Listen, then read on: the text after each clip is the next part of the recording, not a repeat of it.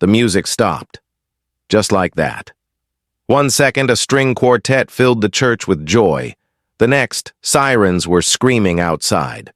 Red and blue lights flashed through the stained glass, turning Grace Community Church into a scene of chaos. The door slammed open. Not a late guest, but a line of officers, faces set, hands on their holsters. Gasps filled the room. Panic spread fast. And then, the lead officer's eyes locked on the groom, David, standing at the altar, his hand still holding his bride's. The air in the small, sun-drenched church had been thick with the scent of lilies and old hymnals, a fragrant testament to new beginnings and enduring faith. David, resplendent in a classic black tuxedo, felt a tremor of nervous energy course through him. He adjusted his bow tie for the 10th time, his gaze fixed on the closed doors at the end of the aisle. Behind them was Sarah, the woman who had not just captured his heart, but had given him a reason to believe in a future he once thought impossible. Their love story was a quiet rebellion against the unspoken prejudices of their small southern town. David, a black man who had clawed his way back from a youthful mistake that had nearly cost him everything, was an unlikely match for Sarah Thompson, the vibrant, free-spirited daughter of the town's white sheriff. Yet their connection was undeniable, a force of nature that had weathered the sideways glances, the whispered rumors, and the outright disapproval of a few. David had spent years rebuilding his life, starting a successful landscaping business that had beautified nearly every corner of their town, a constant, visible reminder of his redemption. He was a good man, a kind man, and Sarah saw that from the moment they met. In the bridal room, Sarah was a vision in ivory lace, her face glowing with an almost ethereal light. Her bridesmaids, a giggling, fluttering flock of pastel dresses, fussed over her train and adjusted her veil.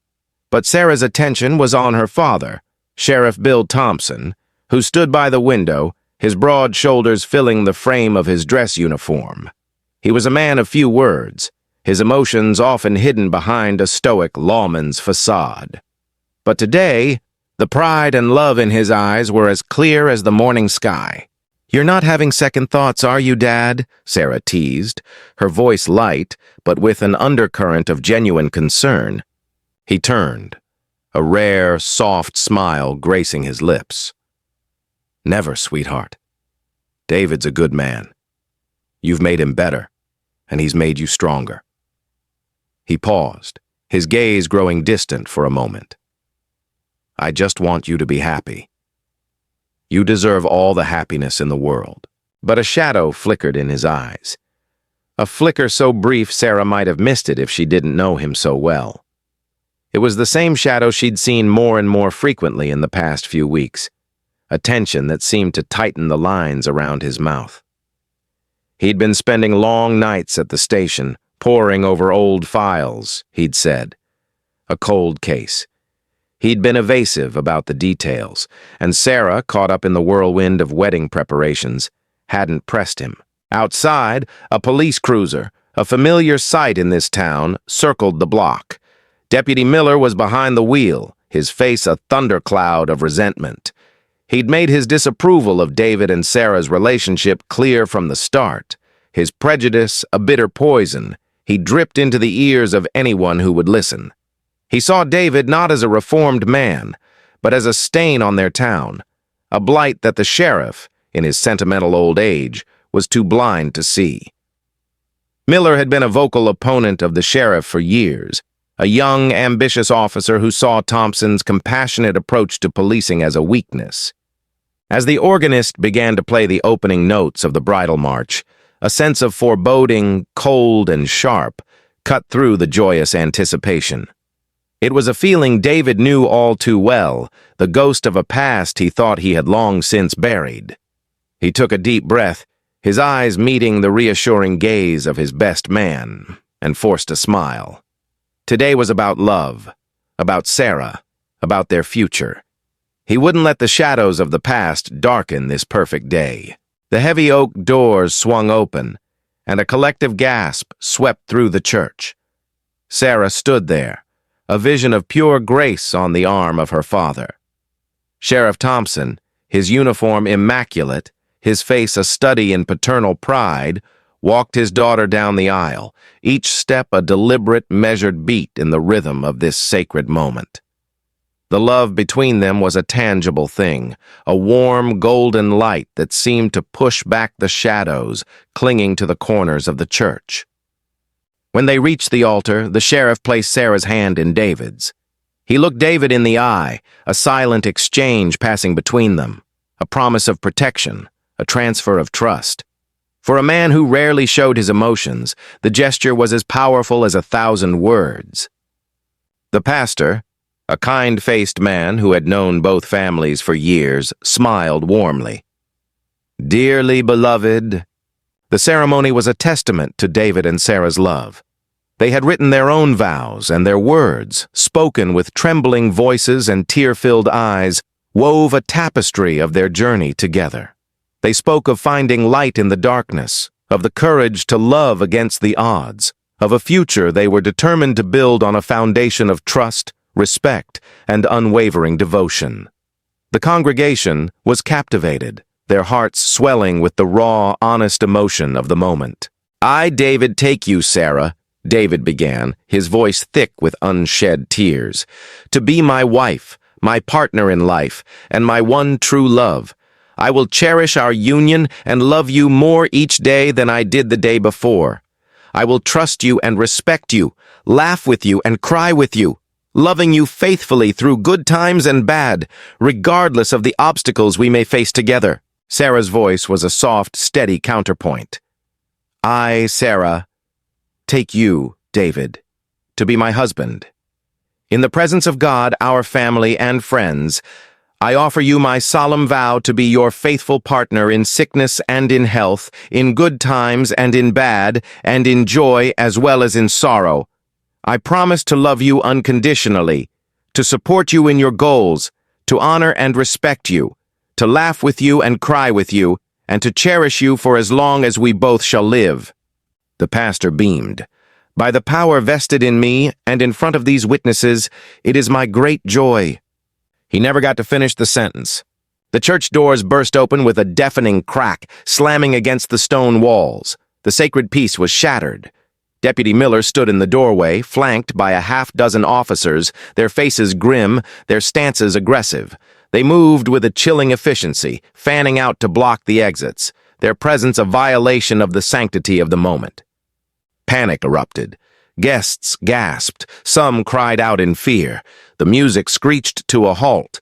The air, once filled with love and hope, was now thick with menace and confusion. Miller, his voice amplified by the cavernous silence, was a sneer made human. "David Carter," he barked, his eyes locking on the groom. "You're under arrest." A wave of disbelief washed over David. This couldn't be happening. Not now. Not here. He looked at Sarah, her face ashen, her eyes wide with terror. He saw the confusion, the fear, the dawning of a nightmare they had both prayed would never come to pass. "On what charge?" David's voice was barely a whisper, a stark contrast to Miller's booming accusation. Miller took a perverse pleasure in the answer.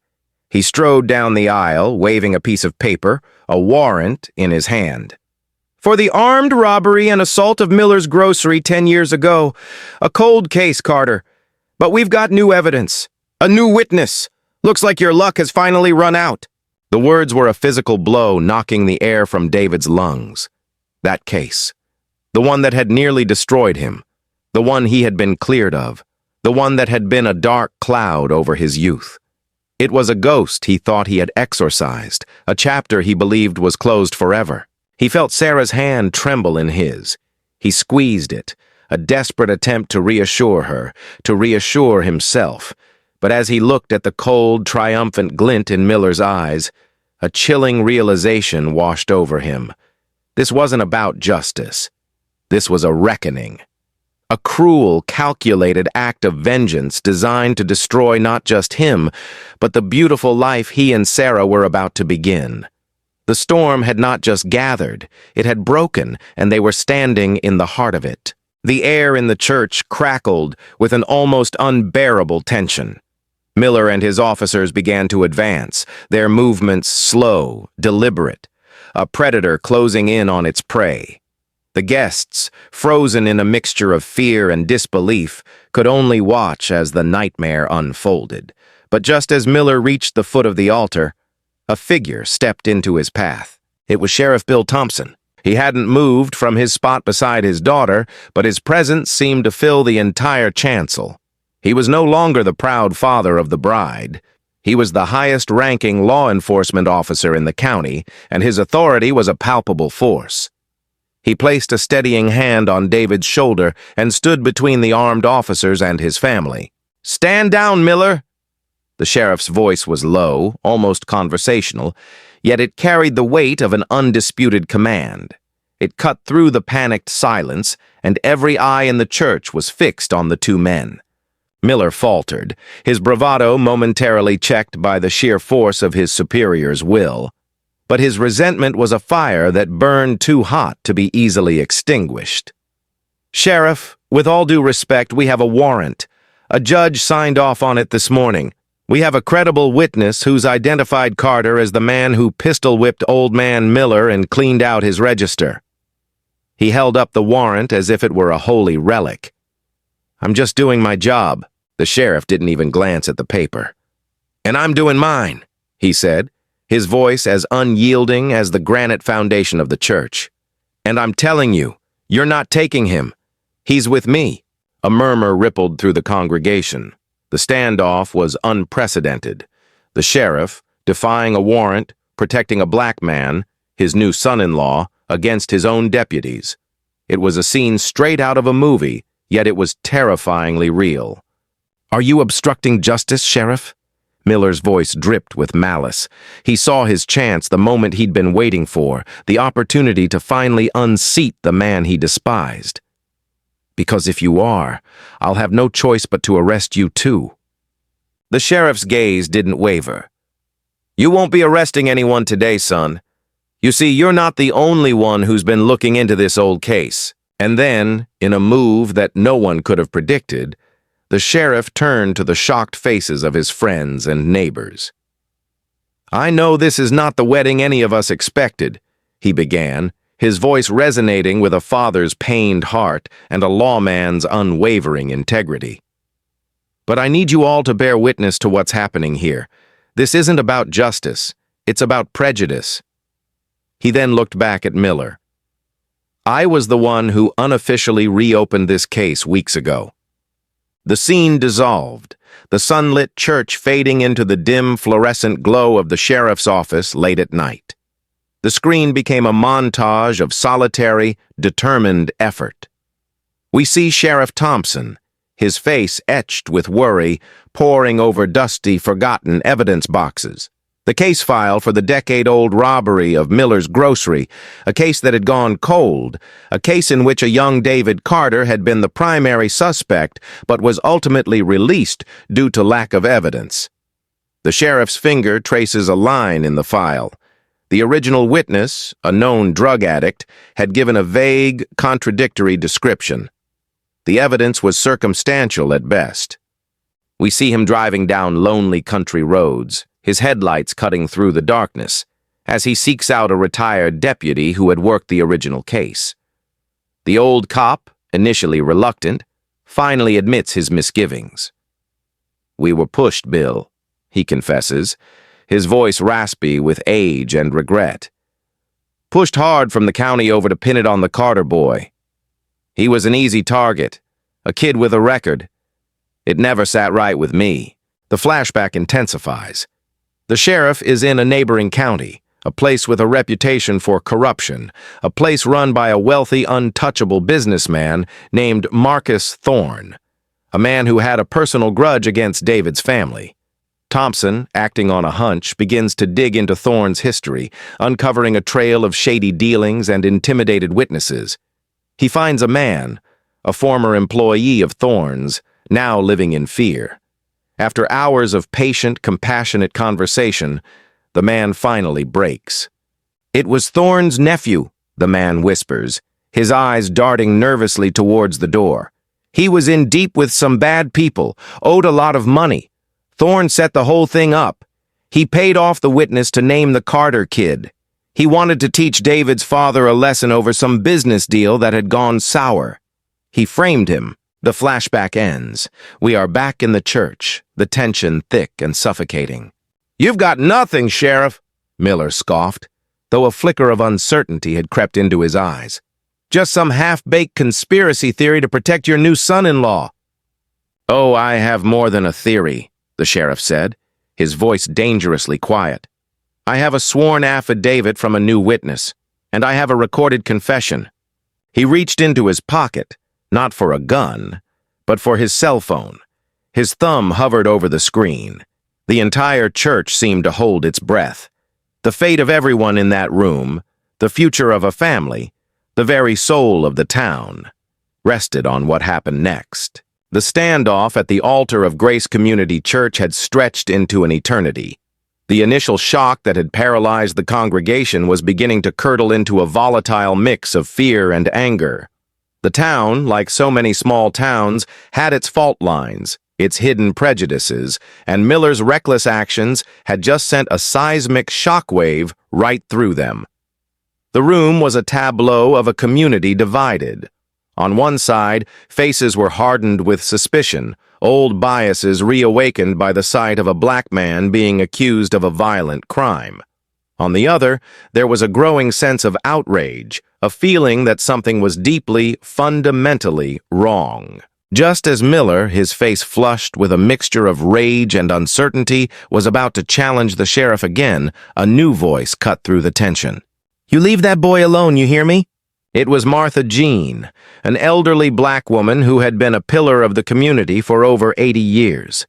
She rose from her pew, her movements slow but deliberate, her back ramrod straight.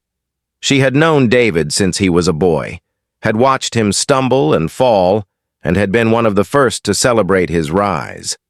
She fixed Deputy Miller with a gaze that had seen more of life's injustices than he could ever imagine. "I've known David Carter his whole life," she said, her voice trembling with righteous anger, yet clear and strong enough to reach every corner of the church.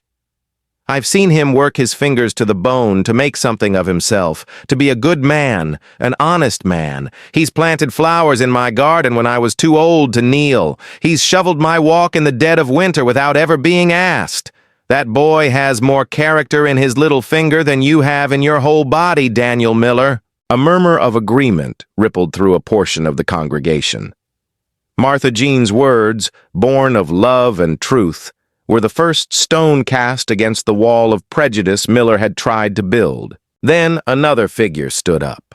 It was Tom Henderson, a white farmer whose family had worked the land for generations. He was a man of few words, a friend of Sheriff Thompson's, and a man whose integrity was beyond reproach. He walked to the front of the church and stood shoulder to shoulder with the sheriff. He didn't say a word, but his presence was a powerful statement of solidarity, a silent vow that the sheriff was not standing alone. One by one, like candles being lit in the darkness, others began to rise. The black members of the congregation, of course, but then others too. A young white couple whose landscaping business David had helped get off the ground. The Hispanic owner of the local diner where David ate breakfast every morning. The high school principal who had seen David's potential even when he was a troubled teen. They didn't shout, they didn't protest. They simply stood, a silent, powerful testament to the man David had become, a living, breathing wall of community against the forces of hatred and division. It was in that moment that the side door of the church creaked open. A young woman with a microphone and a cameraman on her heels slipped inside. It was a reporter from a regional news station. Someone had made a call, an anonymous tip, from a young deputy who had been growing increasingly disillusioned with Miller's toxic leadership, had alerted the media to the unfolding drama. The arrival of the camera crew changed everything. The harsh, sterile light of the news camera cut through the soft, ambient light of the church, and suddenly, this intensely personal crisis was being broadcast live across the state. The small-town drama had just gone public. Miller, who had thrived on intimidation in the shadows, now found himself in the harsh, unforgiving glare of the media spotlight. His authority, already teetering, began to crumble. This was no longer a simple arrest. It was a spectacle, and he was rapidly losing control of the narrative. The heart of the town was speaking, and its voice was growing louder and more unified with every passing second. The presence of the news camera acted as a catalyst, transforming the tense standoff into a public trial. Sheriff Thompson, recognizing the power of the moment, knew he had to act decisively. He had hoped to handle this quietly, to avoid turning his daughter's wedding into a media circus, but Miller had left him no choice. The truth, in all its ugly detail, had to come out. He turned to the reporter, his voice calm and authoritative. "I was hoping to avoid this, but Deputy Miller has forced my hand. He's acting on a warrant based on a coerced false testimony, a testimony that I can prove was bought and paid for." He held up his phone, the screen glowing in the dim light. "I have here a recorded conversation with a Mr. James Peterson, a former employee of Marcus Thorne, a prominent businessman from the next county over. In this recording, Mr. Peterson admits that he was present when Thorne's nephew, Daniel Thorne, confessed to the robbery 10 years ago. He also details how Marcus Thorne paid off the original witness to identify David Carter in an attempt to settle a personal score with David's father." The sheriff pressed play. The voice that filled the silent church was shaky, laced with fear, but the words were clear and damning. The congregation listened, transfixed, as the sordid tale of corruption, betrayal, and a decade-long injustice unfolded. The recording detailed the entire conspiracy, a cold, calculated plan to ruin a young man's life for the sake of a petty grudge. Miller's face, broadcast in high definition across the state, was a mask of disbelief turning to panic. That's inadmissible," he stammered, his voice lacking all of its earlier conviction. "It's hearsay. It won't stand up in court." "It's not the only thing I have," the sheriff said, his eyes as cold as steel. The scene dissolved again, another flashback, this one even more intense.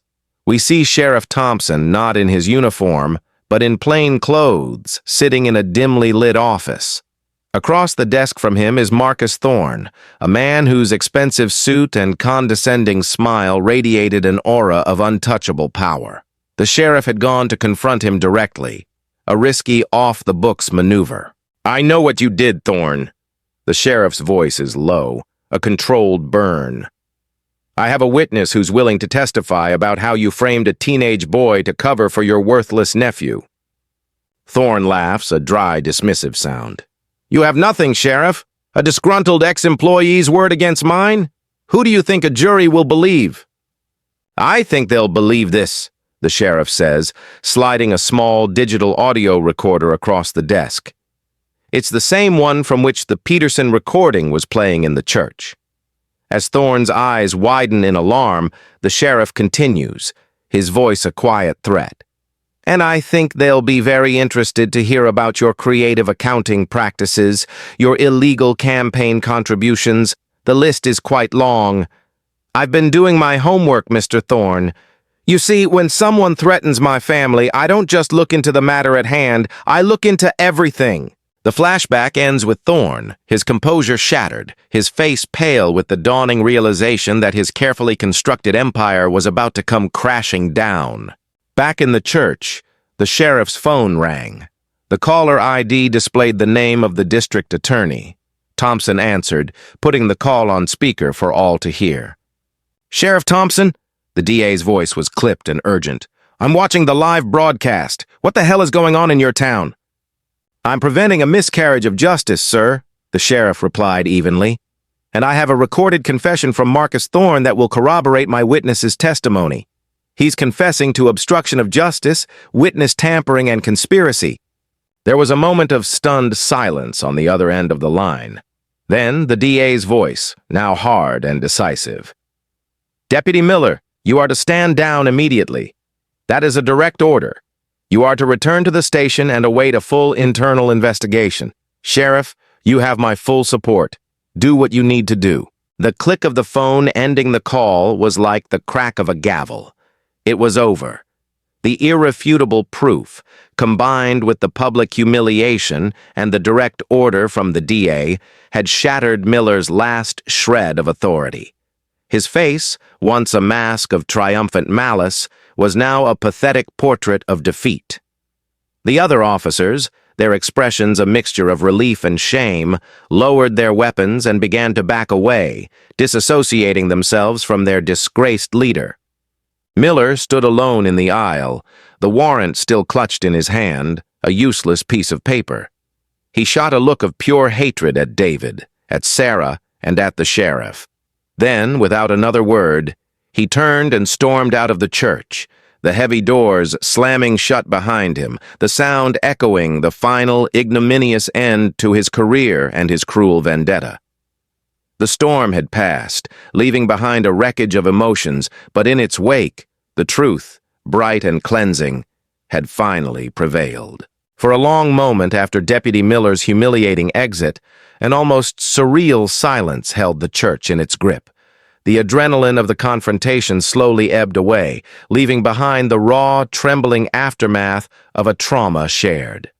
Then Sarah, who had stood frozen, a silent witness to her father's heroic stand and her beloved's vindication, let out a sob, a sound of pure, unadulterated relief. She turned and threw herself into her father's arms, burying her face in the starched fabric of his uniform. "Oh, Daddy!" she cried, her body shaking with the release of pent-up terror and a wave of overwhelming pride. "I was so scared." Sheriff Thompson held her tight, his own eyes glistening with unshed tears. He stroked her hair, murmuring words of comfort. "It's okay now, sweetheart. It's all over." David, his own emotions a tumultuous sea of shock, gratitude, and a profound, bone-deep love, stepped forward and wrapped his arms around them both. The three of them stood there at the altar, a tableau of a family forged in crisis, their bond now sealed not just by vows, but by a shared trial, by fire. The embrace was a testament to a love that had refused to be broken, a courage that had stared down bigotry and won. As David met the sheriff's gaze over Sarah's shoulder, he saw not just a father-in-law, but a father figure, a man of incredible integrity who had risked everything for him. A silent, powerful understanding passed between them, a bond of mutual respect and affection that would never be broken. The pastor, his face streaked with tears, stepped forward, his voice filled with a renewed sense of purpose. "Friends," he said, his voice resonating through the hushed church, "we have witnessed something remarkable here today. We have seen fear, and we have seen hatred, but we have also seen courage. We have seen community, and we have seen the triumphant power of love and truth." He smiled at David and Sarah. "I believe we have a wedding to finish." A ripple of joyous laughter and applause broke the remaining tension. The organist, taking her cue, began to play again, a soft, hopeful melody that filled the space with a sense of renewal. The pastor cleared his throat, his eyes twinkling. "Now, where were we? Ah, yes. By the power vested in me by the state and with a joy that is deeper and more profound than I could have imagined just a few moments ago, I now pronounce you husband and wife." The words, so close to being left unsaid, now rang with a triumphant, defiant power. The church erupted in a thunderous ovation. Guests who had been frozen in their pews now surged to their feet, cheering, clapping, and weeping with joy and relief. As David leaned in and kissed his bride, the kiss was not just a seal of their vows, but a celebration of their victory, a sweet, heartfelt confirmation that love had, against all odds, conquered all. The wedding reception that followed was not the carefully planned, elegant affair they had envisioned. It was something far more meaningful. It was a raw, spontaneous, and incredibly joyous celebration of life, love, and the resilient spirit of their community. The cloud of fear had been replaced by an atmosphere of unadulterated jubilation. The food was eaten, The champagne flowed, and the dance floor was a swirling kaleidoscope of a town that was no longer divided, but was now, perhaps for the first time, truly united. Later in the evening, Sheriff Thompson stood to give his toast. He raised his glass, his hand steady, his eyes sweeping over the happy, celebrating crowd before landing on his daughter and his new son. "A wedding day is supposed to be unforgettable," he began, a wry smile playing on his lips. "I think we can all agree. This one will be hard to top." Laughter rippled through the room. "But today," he continued, his voice growing thick with emotion, "we were all reminded of a valuable lesson. That integrity isn't about following orders. It's about doing what's right, especially when it's hard. It's about standing up for the people you love, and for the truth, no matter the cost." He looked directly at David. "David, you have shown remarkable courage and grace in the face of an unimaginable injustice. I am proud and I am honored to call you my son." He then turned to Sarah, his love for her shining in his eyes. "And to my daughter, who taught her old man that the heart knows no prejudice. May your life together be as strong and as beautiful as the love you showed the world today." The toast was met with a heartfelt, tearful ovation. It was a powerful, unforgettable moment, a perfect benediction for a day that had started as a nightmare and ended as a miracle. In the days that followed, the story of the wedding day standoff at Grace Community Church became a media sensation. The raw, dramatic footage captured by the local news crew went viral, and the tale of a sheriff who stood against his own department to protect his black son-in-law captured the nation's heart.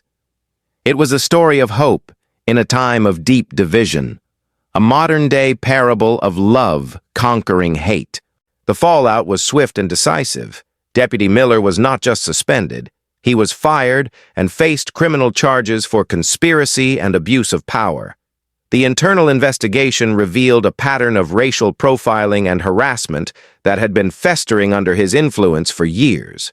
His downfall sent a clear message through the law enforcement community. Prejudice would no longer be tolerated. Marcus Thorne, the wealthy businessman whose arrogance had been his undoing, was arrested. His confession to the sheriff, combined with the sworn testimony of his former employee, led to a slew of charges that unraveled his corrupt empire. The wheels of justice, though they had turned slowly, were now grinding with an unstoppable force. The town itself became an unlikely symbol of racial reconciliation. Reporters from across the country descended, expecting to find a community torn apart by racial strife. Instead, they found a town engaged in a difficult but necessary conversation. The incident at the church had forced everyone to confront the prejudices that had lingered beneath the surface for generations. There were town hall meetings, community dialogues, and a renewed commitment to building a more inclusive future. The wedding had not broken the town, it had broken it open, forcing it to heal. For David and Sarah, the aftermath was a whirlwind. Their honeymoon was postponed, replaced by a seemingly endless stream of interviews and television appearances. They became reluctant celebrities, their love story an inspiration to millions. But through it all, their bond only deepened. They had faced the ugliest of storms together and had not just survived, but had emerged with a love that was stronger, more resilient, and more profound than they had ever imagined. They were more than husband and wife. They were partners in every sense of the word, their shared trauma forging a connection that was unbreakable. The relationship between David and Sheriff Thompson also evolved into something truly special. The crisis had stripped away any remaining awkwardness or formality. They were no longer just a man and his daughter's husband. They were family, bound by mutual respect and a deep, abiding affection. They spent long evenings on the sheriff's porch, talking for hours, not about the past, but about the future. The sheriff, who had always been a man of the law, found in David a son he could be proud of, a man whose character had been tested by fire and found to be pure gold. Yet amidst the relief and the celebration of their newfound peace, A small, unsettling detail from the sheriff's investigation began to nag at the corners of David's mind. During one of their conversations, the sheriff had recounted the details of Thorne's confession. Thorne had mentioned an accomplice, someone who had helped him identify David as an easy target, someone who knew David's routine, his habits, his vulnerabilities. Thorne had mentioned a name that felt strangely familiar to David, but he couldn't quite place it. It was a loose thread in a story that otherwise seemed to be perfectly woven together. He tried to dismiss it, to chalk it up to the stress and trauma of the past few weeks. But the name lingered, a ghost in the back of his mind, a seed of doubt planted in the fertile ground of his hard-won happiness. Weeks later, David and Sarah finally escaped for their long-awaited honeymoon. They chose a secluded cabin nestled in the Blue Ridge Mountains, a world away from the media glare and the lingering echoes of their traumatic wedding day. The air was crisp and clean, the silence broken only by the rustling of leaves and the distant call of a hawk. It was a place of healing, a place where they could finally begin to build their new life together, just the two of them. They spent their days hiking through sun-dappled forests, their nights curled up by a crackling fire, talking, dreaming, and slowly, gently letting go of the past. The joy and intimacy they had been robbed of on their wedding day was now theirs in abundance. Yet, even in this idyllic paradise, the ghost of the past still lingered. The name, the one Marcus Thorne had mentioned in his confession. It would surface at the oddest moments, as David was casting a fishing line into a clear mountain stream, as he was watching the sunset paint the sky in fiery hues of orange and purple. It was a splinter in his mind, a dissonance in the symphony of his newfound peace. He knew the name, he was sure of it, but the context, the connection, remained maddeningly out of reach. One rainy afternoon, with nothing to do but relax, David opened his laptop to sort through some old digital photo albums, a project he had been meaning to get to for years. He clicked through pictures of his childhood, of awkward teenage years, of college parties and family holidays. He smiled at the memories, at the younger, more innocent version of himself. And then he saw it. It was a photo from a high school graduation party, over a decade old. The picture was crowded, a chaotic snapshot of youthful exuberance. But in the background, partially obscured by a group of laughing teenagers, were two figures. One was a younger, thinner version of the man from the confession, the accomplice. And standing next to him, his arm casually slung over the man's shoulder, a triumphant, almost predatory grin on his face, was someone David knew all too well. His older brother, Marcus. The laptop slipped from David's grasp, clattering onto the wooden floor. The air was sucked from his lungs. The idyllic cabin suddenly felt cold, claustrophobic. The past didn't just have a ghost, it had a traitor. A flood of suppressed memories, of fragmented moments, now rushed back with a sickening clarity. Marcus, always so competitive, so resentful of David's athletic achievements. Marcus, who had been strangely distant in the weeks leading up to the original arrest, who had offered a half-hearted, unconvincing alibi. Marcus, who had always seemed to take a perverse pleasure in David's misfortunes, his sympathy always tinged with a subtle, smug satisfaction. And Marcus, who had been so vocally supportive after the wedding day drama, his hugs feeling a little too tight, his words of comfort ringing just a little too hollow, the pieces of the puzzle, the ones that had never quite fit, now slammed into place with a horrifying, devastating precision. It wasn't a stranger's prejudice or a rich man's grudge that had been the primary engine of his suffering. It was a betrayal of the deepest, most intimate kind. The person who had helped set the stage for the destruction of his life, the one who had pointed the finger, who had provided the details that made him the perfect scapegoat, was his own brother. The jealousy he had always sensed but had dismissed as simple sibling rivalry had festered into a poison so toxic, so monstrous, that it had nearly cost him everything. The storm he had survived was not a random act of nature. It had been seeded, cultivated, and unleashed by his own flesh and blood. The drive back from the mountains was a blur of silent, agonizing turmoil. The vibrant autumn colors of the Blue Ridge Parkway seemed to mock the gray, desolate landscape of David's heart. Sarah, sensing the seismic shift in his demeanor, the terrifying darkness that had eclipsed his joy, drove in silence. Her hand resting on his knee, a steady, supportive presence in the face of a storm she did not yet understand. When they finally arrived home, David walked straight to the phone. He didn't explain. He didn't hesitate. He simply dialed his brother's number. "Marcus!" His voice was a low, dangerous growl, devoid of any warmth or familiarity. "Get over here! Now!" Marcus arrived 20 minutes later, a mask of concerned brotherly affection firmly in place. "Davy, you're back! How was the honeymoon? Is everything okay?"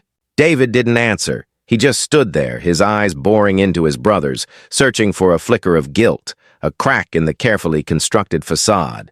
He held up his laptop, the screen displaying the damning photograph. "Do you know this man, Marcus?" David's voice was barely a whisper, yet it carried the weight of a death sentence. Marcus's face went pale. The color drained from his cheeks, leaving behind a pasty, sickly gray. The mask of concern crumbled, revealing the panicked, cornered guilt beneath. He stammered, his eyes darting around the room, looking for an escape that wasn't there. I don't... That was a long time ago." "Don't lie to me!" David's roar was primal, a gut-wrenching cry of a soul torn apart. "Don't you dare lie to me, not now!" And then, under the relentless pressure of David's gaze, under the weight of a decade of deceit, Marcus broke. The confession came not in a flood, but in a pathetic, whimpering trickle. He spoke of a lifetime of jealousy, of living in his younger brother's shadow. He resented David's easy charm, his athletic prowess, his relationship with their parents. And when David started dating Sarah, the daughter of the town sheriff, a woman Marcus had secretly coveted, his resentment had metastasized into a burning, all-consuming hatred. He admitted that he had known Thorne's nephew, that he had overheard him bragging about the robbery, and in a moment of venomous, spiteful weakness, he had seen an opportunity. He had gone to Marcus Thorne, feeding him the details of David's life, helping him craft the perfect frame-up, all for a petty cash payment and the sick satisfaction of watching his brother fall. The confrontation was a raw, emotional tempest. Years of unspoken grievances, of buried resentments, of a brotherhood fractured by the slow, corrosive drip of jealousy, erupted in a firestorm of anger, hurt, and disbelief. Sarah, who had stood by in stunned silence, now wrapped her arms around David, her tears mingling with his, her strength a lifeline in the wreckage of his shattered family. David was left with a choice that was more agonizing than anything he had ever faced. He had been vindicated in the eyes of the world, but now he held the fate of his own brother in his hands.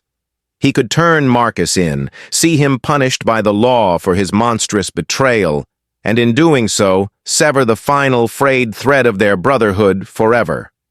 Or he could confront an even more difficult path, a path that led not to a prison cell, but to the murky, uncharted territory of forgiveness. The law could offer retribution, but could it offer redemption? Could he find it in his heart, a heart already so deeply scarred, to forgive the unforgivable? The following evening, the living room of Sheriff Thompson's house became a makeshift courtroom, though the justice sought was not of a legal, but of a deeply personal nature. David, Sarah, and the sheriff sat on one side, a united front of wounded but unwavering strength. On the other side sat Marcus, his body slumped in a posture of utter defeat, his face a swollen, tear-stained ruin. The sheriff, his voice heavy with the conflicting duties of a lawman and a father, laid out the grim reality. "Marcus," he said, his gaze steady and uncompromising, "what you did was a crime. Conspiracy, perjury. I have enough to put you away for a very long time, and every cop bone in my body is screaming at me to do just that." He paused, letting the weight of his words sink in. "But this is about more than the law. This is about family, and for that reason, the decision of what happens next is not up to me. It's up to David." All eyes turned to David. The silence in the room was absolute, a heavy blanket of anticipation and dread. David looked at his brother, at the man who had been his first friend and his first rival, the man who had shared his childhood and had tried to steal his future. He saw not a monster, but a pathetic, broken man, consumed by a jealousy so profound it had warped his soul. And in that moment, David knew that sending his brother to prison would not heal the gaping wound in his heart. It would only pour salt on it. "I'm not going to press charges," David said, his voice quiet but firm. The words hung in the air, a shocking, unexpected act of grace. Marcus looked up, his eyes wide with a mixture of disbelief and a dawning, fragile hope. "But this isn't over," David continued, his voice hardening with resolve. "You're not getting off that easy. My forgiveness is not a gift, it's a burden, and you're going to spend the rest of your life earning it." With Sarah and the sheriff's help, David laid out the terms of his unique brand of justice. Marcus would not face a judge and jury, but he would face a different kind of sentence. He would enter intensive therapy to confront the deep-seated issues that had led to his betrayal. He would write a formal public letter of apology to the community, confessing his role in the framing and asking for their forgiveness. And he would perform 2 years of mandatory community service, using his own hands to repair the community he had helped to fracture. Finally, he would repay every cent that David had spent on legal fees all those years ago. It was not a punishment designed to break him, but a path, however arduous, toward redemption. Months later, the town was still healing, but it was a stronger, more honest community than it had been before. The story of the wedding, of the sheriff's stand, of David's vindication, and now of his incredible act of mercy toward his own brother, had become a local legend, a testament to the complexities of the human heart. The final scene is not of a grand celebration, but of a quiet, ordinary afternoon. David and Sarah are volunteering at a community garden, a project started to bring the town together. They are laughing, their hands in the dirt, their love a quiet, steady flame. Across the garden, Marcus is there too, his back aching, his hands calloused, patiently teaching a group of children how to plant seeds. He catches David's eye, and for a moment, a look of profound, unspoken gratitude passes between them. The wound is still there, a scar that will never fully fade, but it is no longer festering. It is healing. Sheriff Thompson stands at the edge of the garden, watching his daughter, his son-in-law, and the brother who was slowly, painstakingly finding his way back. A proud, contented smile graces his lips. He had seen the worst of humanity that day in the church, but he had also seen the best. He had learned that true strength wasn't in the power to punish, but in the courage to forgive. He had witnessed the remarkable, heroic resilience of the human spirit, a spirit that could endure the most violent of storms and still choose to plant a garden in its wake. The most profound life lesson was clear. Justice rebuilds the world, but it is compassion that heals the soul. The human heart? It's capable of both darkness and light. We've seen how jealousy can destroy, how love can save, and how a community can come together when everything falls apart. David and Sarah's story reminds us that real justice isn't revenge. It's the courage to forgive, to heal, and to keep choosing compassion even when it hurts. Because sometimes, redemption isn't found in a courtroom. It's found in the human spirit. If this story moved you, take a second to like the video, share it with someone who needs hope today, and subscribe for more stories that speak to the heart. Together, Let's keep telling stories that remind us, no matter how dark it gets, there's always light.